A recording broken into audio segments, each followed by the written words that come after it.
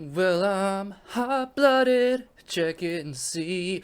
Oh, hey, I didn't see you there. That's a joke. I definitely saw you there because I hit record about 5 seconds ago. But welcome to another video. Today I'm going to be sharing the sketchiest human encounter I've ever had while backpacking. As you know, you saw the title, unless I called it something else to try to get more clickbaity, which I do very often. So who knows what the hell I ended up calling this. But anyways, that's what I'm going to be talking about today. And the reason I chose this topic is because I've been doing live streams lately on the channel. Another reason why you got to subscribe, dude. You got to do that shit. I've been doing these live streams, and almost every single live stream, somebody will ask me the question, hey, Kyle, old pal, what is the sketchiest human encounter that you've ever experienced on your backpacking trips, on your thru hikes, on all that good stuff? And I always tell this story. And so I'm going to tell it again and just keep milking this story for all it's worth. I even have it in another video too. But we're going to talk about it today. We're going to talk about, also just weird people in general on trail. How often do you meet them? What do you do about them? We're going to, analyze what I did right and what I did wrong in this situation, in addition to me telling the story, of course. So real quick, you got to subscribe. You got to hit that notification bell too. So if you already did that, let's get into the story. So this story takes place on a trail called the Foothills Trail, which is in the great state of South Carolina. Oh, wrong way. There it is. That's the flag right there. Another question I get all the time in the live streams is, why do you have a South Carolina flag? And that's because it was a gift from my parents who lived there. Anyways, this is the Foothills Trail, but this isn't super helpful for you, is it? Let's get a better map here just to give reference. So, okay, that's not helpful either. This is the state of South Carolina. Hello. The Foothills Trail is a 78 roughly mile trail up in, I got the map right here, up in the, the northwest corner of South Carolina, and a little bit of it actually goes into North Carolina too, as you can see here. This is the state border, this line right here. And you're going, boop, up into North Carolina, back down into South, then you go, and then you're back down in South Carolina. That's basically how it goes when you hike this trail. But this trail is amazing, by the way, so highly recommend you hike this trail if you have not done so already. It's a great Appalachian Trail preparation hike. A little tidbit for you. It's very similar to the AT, just a little bit shorter, and very, very beautiful. So anyways, this story takes place on the Foothills Trail. I hiked the entire Appalachian Trail, and I met a couple people who were like maybe a little bit sketchy, but nothing really too bad happened. Even this story, it's not like that bad, but it was pretty sketchy. And I was with my hiking partner, Flossie, and he would agree. It was pretty sketchy. So anyways, we start the trail. Day one goes, it's all right. No problems. And then day two rolls around, and we are about halfway through the day, switching over to Google Maps here, and we noticed that there is a road crossing with a picnic table, like a little picnic looking area. Where is it? This is it right here. Thank you, Google. This is it right here. This is the exact spot on Route 107 in South Carolina. And so, we're on a thru hike, or a short thru hike anyways. We want a little break. We want to be able to rest our weary little legs. Boy, were they weary. And so we stop at this area right here because it's got a picnic table. Like, that's sick. Everyone loves a good picnic table, right? Comment if you love a good picnic table. It also has a shitter here. Did not end up using it, but that's besides the point. So we're sitting at, I think it was this, you can't really see it, this table right here. I'm a spreader. When I stop and I take out my food to have lunch or whatever, I'm a spreader. And I'm not talking about my legs. I'm talking about my food. So I basically take my food bag and I all but just dump it out in front of me, because it's like, it was the beginning of the hike still, only day two. We still had a lot of food left. I don't want to be rifling through. So I just kind of, I had a lot of shit out on the table is what I'm saying. I also had some gear out too, just some random stuff. I had a lot of stuff out, okay? That's what the point I'm trying to make. You will understand why this is relevant in just a second. So we sit down and just barely start eating. I'm talking, we finally get our stuff out, finally get comfortable, take a couple bites. And then we get some company. Now, there was nobody here, no hikers, no cars, it's a fairly well-traveled road, as you can see. It's paved and everything. It's an official state road.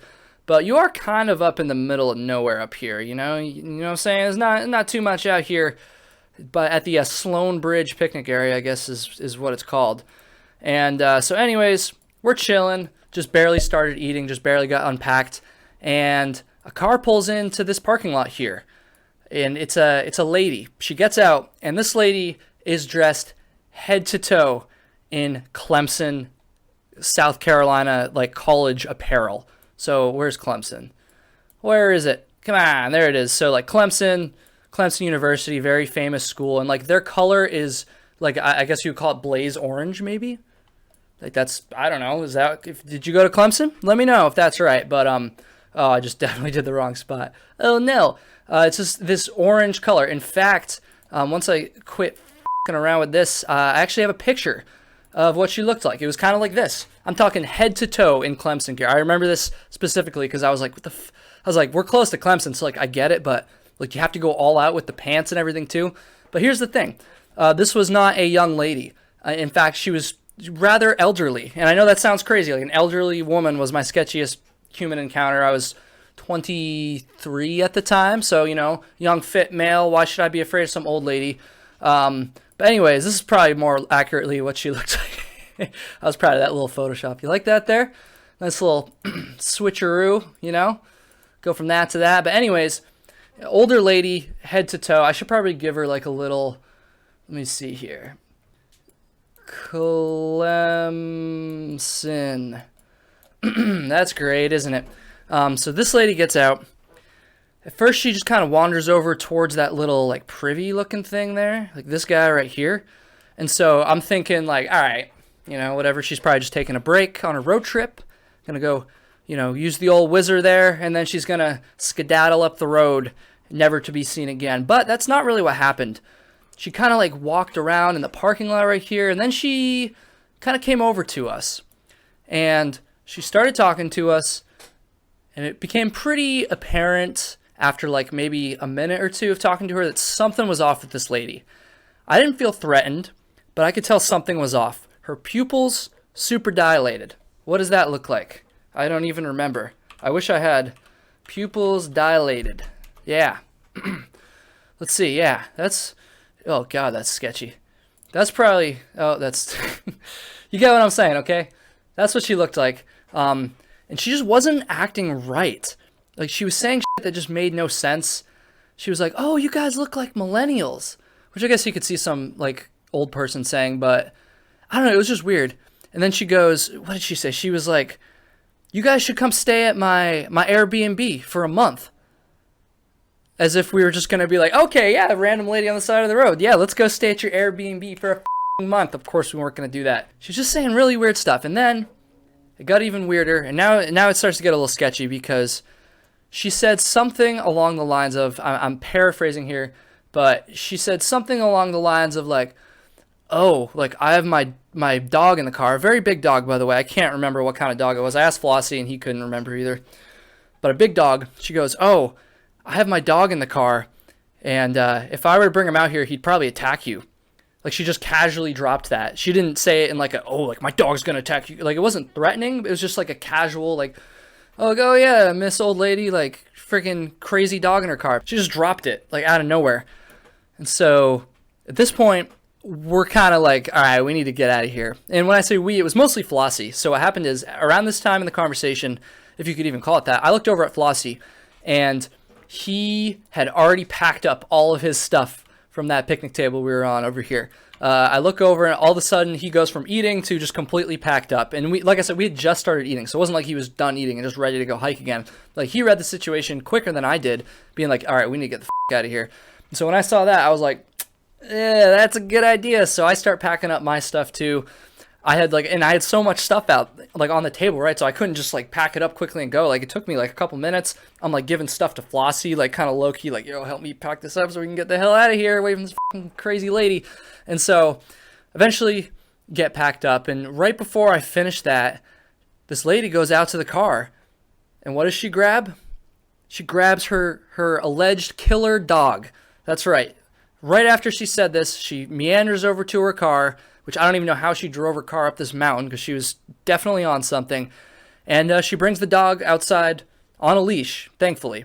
And she comes back over. Actually, she didn't come right over to us, but she kind of came over to us a little bit, still kind of like mumbling to us or whatever. Again, it was never like overtly threatening, but it was just so bizarre, especially after she made that comment about the dog. I was like, what the are you talking about? I was like, nah, this is not good. And so at that point, I finally finished packing up my stuff, and we start heading out, and she's all like, oh, where you going? We're like, just, back into the woods like the stinky hikers we are, or whatever the hell we said, some excuse. And thankfully, we got away from her and her dog. So that was pretty sketchy. I'm not going to lie. It's again, it was never like life-threatening, I would say. I mean, look at this lady. It was like, what are you doing? It was weird. It was sketchy. I don't know. So I think now what we should do is talk about weird people on the trail, talk about what we did right, and what I did wrong. So let's start with what we did right. And this is the biggest piece of advice you're going to take away from this video. If you are uncomfortable with a person for any reason while you're backpacking, and honestly, this is just anywhere in life for that matter, get away. Just leave. Leave the area.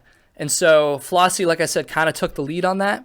And I probably should have recognized it a little bit sooner, but I still did. I saw what he was getting at when he started packing up. And so that's the number one thing. We didn't stick around and finish our lunch. We were in the middle of eating, and we were hungry. We were hiking all day, right? So it was kind of shitty to have to get up in the middle of lunch and start hiking uphill, but we did. We got out of that situation.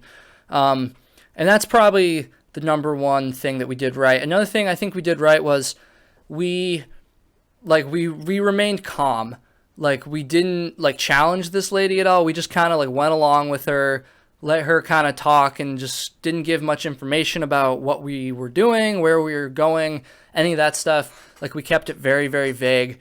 And that was definitely another good thing we did as well. Some of the things that we did wrong, I don't know if this is something that we did wrong, but I think an obvious thing that could have been done to prevent this situation from happening would be to not stop at a road crossing. And I know that's not always easy. Like I said, we stopped. The whole reason we stopped was for that freaking picnic table, dude. Picnic tables are sick. But in general, not that things happen very often on trail. I'm going to get into that at the end. But if anything is going to happen bad human-wise, it's probably going to happen near a road crossing. Not always, but the odds are increased of it happening near a road crossing, I'll say anyways, because if you think about it, I don't know what this lady's intentions were. I don't even think they were bad. I think she was just off her rocker, to be frank. But if someone does have bad intentions, chances are they're not a hiker, and chances are they're not going to be like, oh, I'm going to go hike 10 miles into the wilderness just to cause some trouble. No, they're going to do it from ease of access. They're going to be close to a road. If even on the trail at all, they're probably just going to be in the parking lot. She probably didn't even know what this trail was that we were on. She just pulled over because she saw the little rest stop here. So that's an important thing to keep in mind. Again, I don't want to say that every road crossing you come to, you should just run across because you're scared of something happening. But, in general, I think maybe for camping, especially too, if you're sketched out, if you're hiking alone, or for whatever reason, probably best to avoid road crossings, especially camping, like I said, and even for taking long breaks like I did.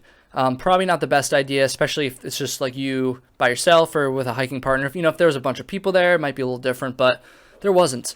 And so that's a really important thing too. Another thing I did wrong was I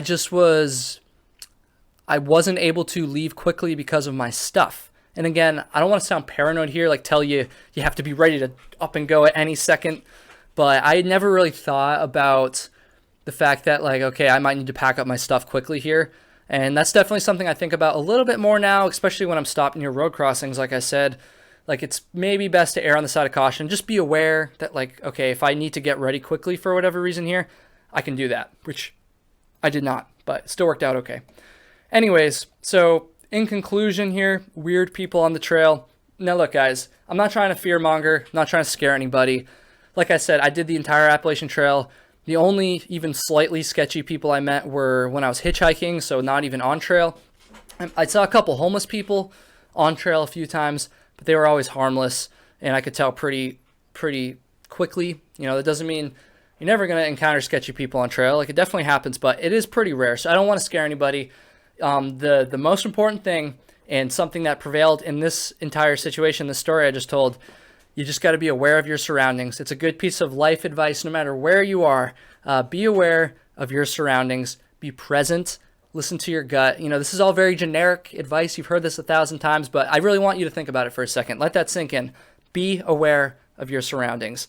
I'm usually pretty good about this. In this situation here, I probably wasn't as good as I should have been. If I was by myself, it might have taken me longer. It would have taken me longer to recognize that I needed to get out of there, because Flossie, like I said 3 times now, was the one that kind of initiated our moving on, if you will. So, anyways, guys and girls, tell me your sketchiest human encounter stories in the comment section. And hopefully we can have some discussion. Tell me what you did right or what you did wrong in those situations, just like I went over. And yeah, let's do it. Don't forget to subscribe. And don't forget to check out the Patreon as well. Patreon is the number. There it is right there. Patreon is the number one way to support this content. And I'll leave it there. Link in the description. Peace.